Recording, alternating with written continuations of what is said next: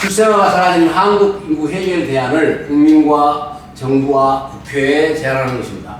18번째로 프랑스의 다출산 적용, 이 나라는 다출산이라고 말을 표현했기 때문에 여기서는 다출산이라고 말합니다. 그래서 정부 재정 지원과 시민단체들이 꾸준하게 노력을 해서 정부가 의견들을 들어서 진행해 나가는 그런 방법입니다. 일괄적으로 정부가 뭐 진행하고 하다 말다가 하고 엉뚱하게 하는 게 아니고 이렇게 차근차근 해 나가는 것을 지금 프랑스에서는 모델로 보여줬다 그렇게 생각합니다. 국가에서 대표적인 가상 국가로 탈바꿈한 나라입니다. 출산율을 높인 비결이 뭘까요? 아이 낳기 좋은 대한민국 시리즈 파리에서 배재현 특파원이 추진했습니다. 파리 외곽의 한 가정집, 아이들 4명이 한데 어울려 즐거운 시간을 보내고 있습니다. 사실은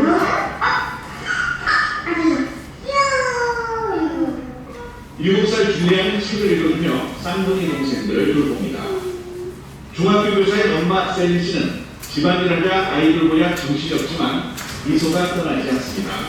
C'est un grand bonheur, on voulait une grande famille, parce qu'ils puissent jouer ensemble. 사일이 빠듯하긴 해도 정부로부터 가족 수당을 지원받고 세금 혜택도 받기 때문에 큰 어려움은 없습니다. 프랑스는 매년 국내 총생산의 5%를 가족 수당에 투자하고 전 국민의 절반가량은 이런저런 형태의 가족 수당을 받습니다. 특히 결혼하지 않고 사는 커플을 새로운 가족 형태로 받아들이는 시민연대 협약을 도입하면서 출산율이 급격히 높아졌습니다. C'est la capacité, le fait que sociologiquement les femmes françaises sont autorisées à avoir des enfants à chaque fois qu'elles reconstituent un couple.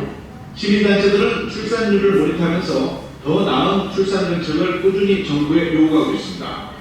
Ça n'est pas possible parce que ça ruine la confiance des gens. Donc il faut une politique familiale qui soit conséquente et qui soit stable.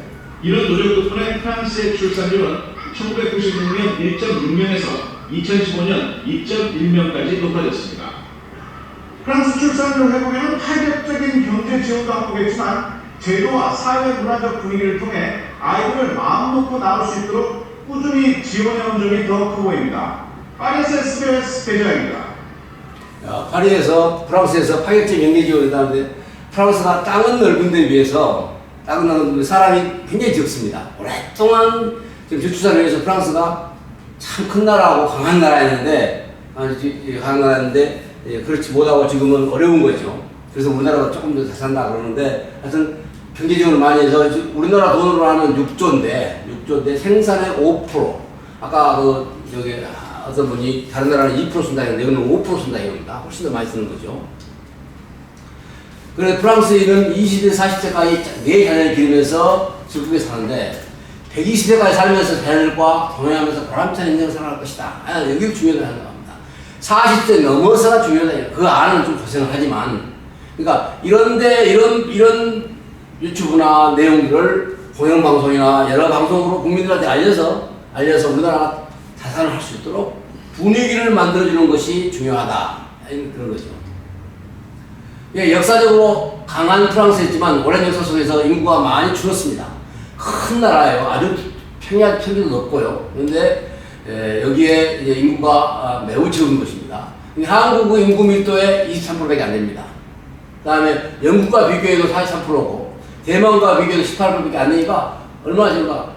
이거 한번 가보니까요. 아주 넓은 초원인데 기차가 한 5분간 달렸는데요.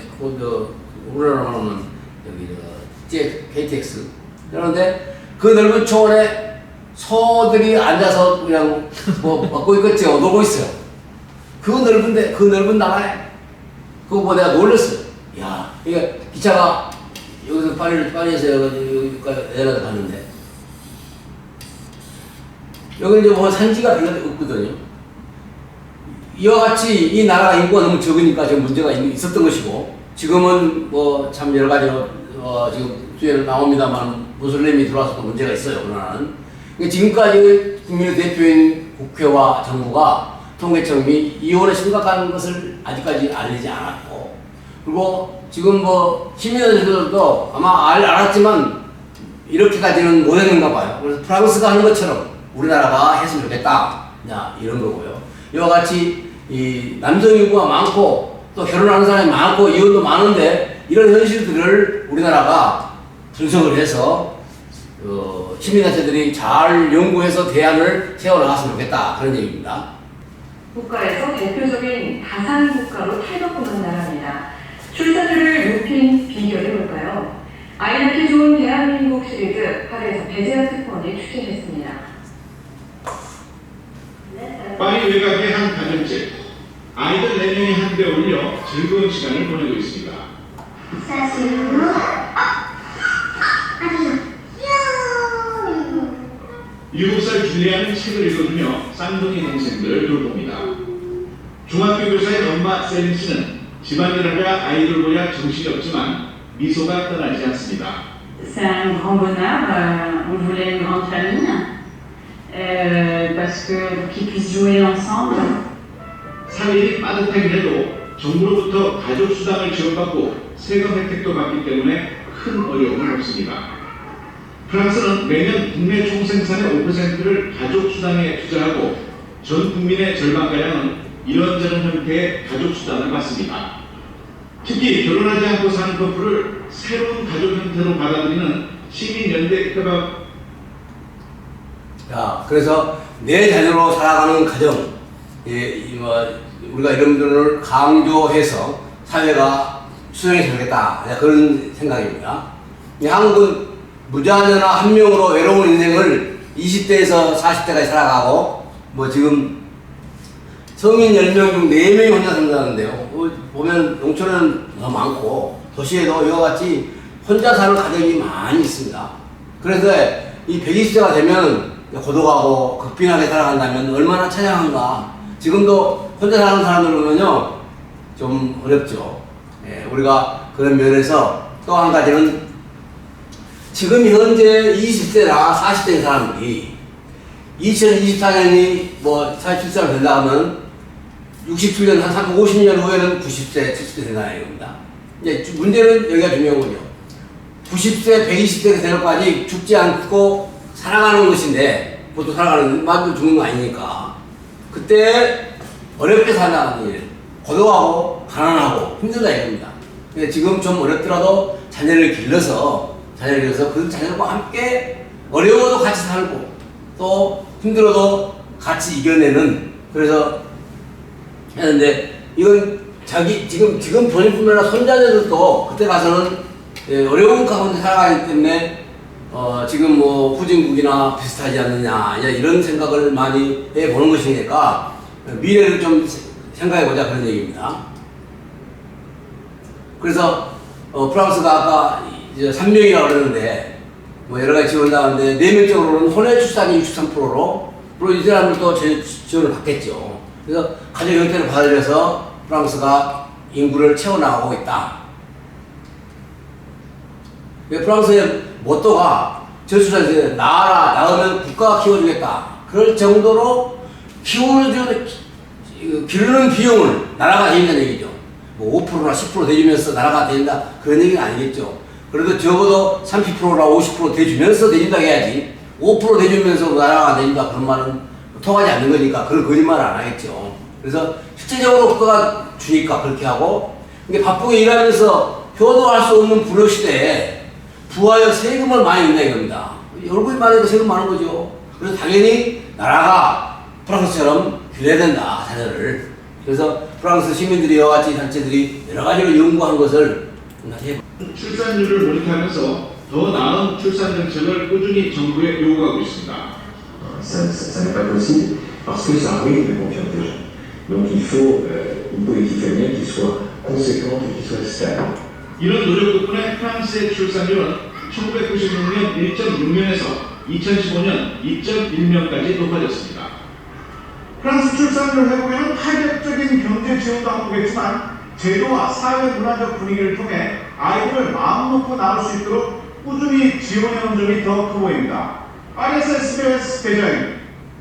자, 시민사회에서 여러 가지 방법을 제안을 하면 정부가 수용하니까 제안하겠죠. 또 제안하는 내용이 건전하고 좋으니까 그래서 좋은 방법으로 해 나가지 않느냐 이렇게 보는 거고요. 그래서 시민사회 운동이 강하고 영향력이 큰 프랑스는 제도와 사회 문화적 관심으로 다출산으로 더 큰 요인이 되고 있다 이겁니다. 그래서 모든 국민이 나라와 사회를 믿고 산업혁신을 한다 이겁니다. 믿고.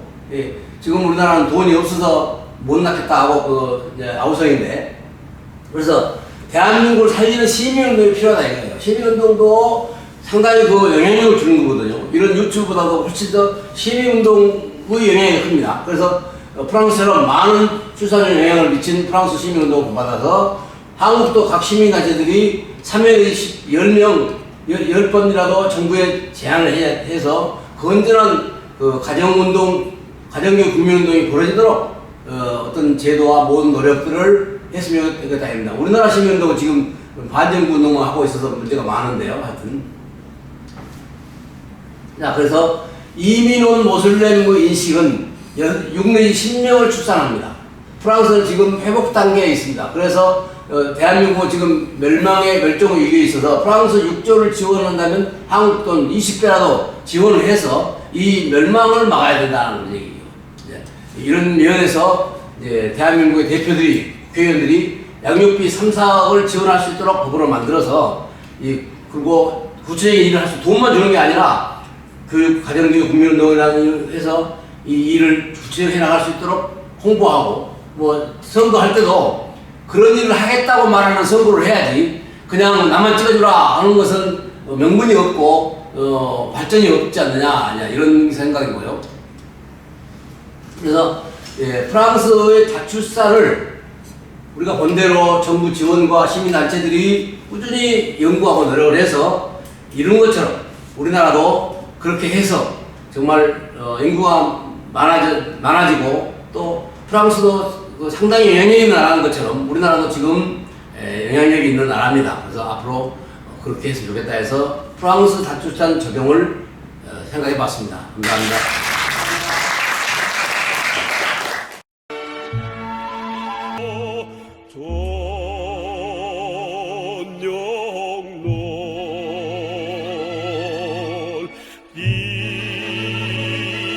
하늘